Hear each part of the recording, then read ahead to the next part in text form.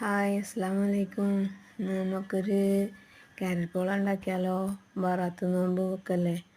അപ്പോൾ ആദ്യം തന്നെ നമ്മൾ കഴുകി വൃത്തിയാക്കിയ ക്യാരറ്റ് മുറിച്ചിട്ട് കുക്കറിലിട്ട് ഒരു 3 വിസിൽ വരുത്തുക. അതിൻ്റെ ശേഷം അതിൻ്റെ വെള്ളം കളഞ്ഞിട്ട് മിക്സിയുടെ ജാറിൽ ക്യാരറ്റും കൂടെ 2 ടേബിൾ സ്പൂൺ പാൽപ്പൊടി, 2 ടേബിൾ സ്പൂൺ പഞ്ചസാര, അതിൻ്റെ കൂടെ ഒരു 5 മുട്ടയും ചേർത്ത് നന്നായി തരിയില്ലാതെ അരച്ചെടുക്കുക. ഈ കൂടെ ഏലക്കായും ചേർക്കാൻ മറന്നു വരുതേ.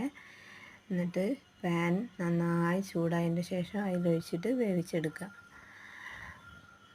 ഞാൻ വേവിക്കുമ്പോൾ മറിച്ചിട്ട് വേവിച്ചിട്ടൊന്നുമില്ല, നല്ല ഉറപ്പിൽ മൂടി വെച്ചിട്ട് മേലൊക്കെ അങ്ങനെ നല്ല വൃത്തിയിൽ വെന്ത് കിട്ടിയിട്ടുണ്ട്. ഒട്ടുന്നൊന്നുമില്ല. പിന്നെ നമുക്ക് ഇഷ്ടമുള്ള ഷേപ്പിൽ കട്ട് ചെയ്തെടുക്കാം.